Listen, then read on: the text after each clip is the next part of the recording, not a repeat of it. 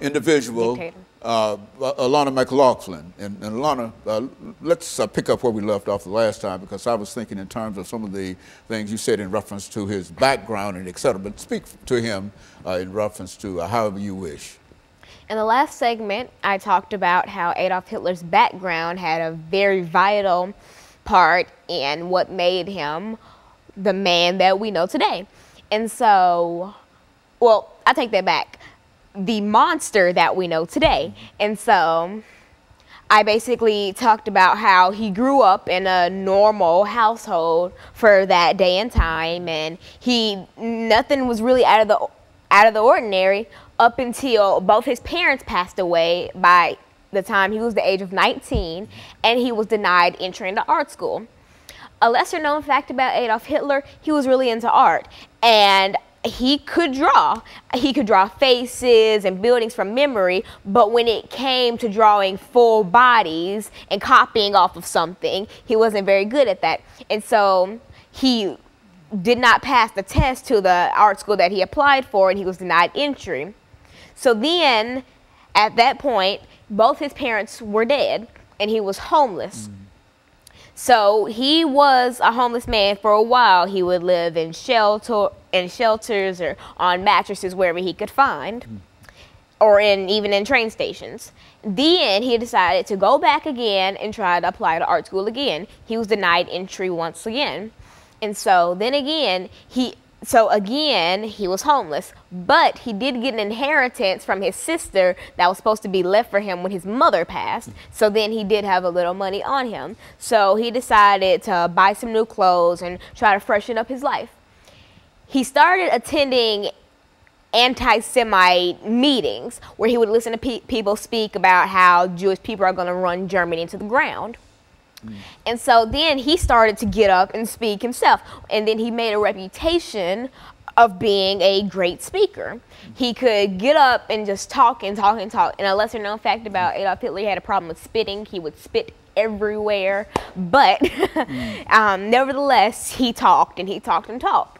And so after he made this very good reputation of being this great speaker, he started the Nazi Germany movement, basically, where he created the swastika, and people started to wear the swastikas as patches on them or on pins, and that's what really started the rise of Nazi Germany.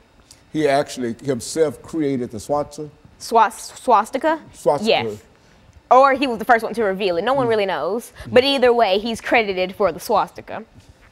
And so Adolf Hitler, after being known as his great speaker, was arrested and put into jail, where he wrote his autobiography, Mein Kampf. Mein Kampf was so poorly written that a bunch of editors turned it down.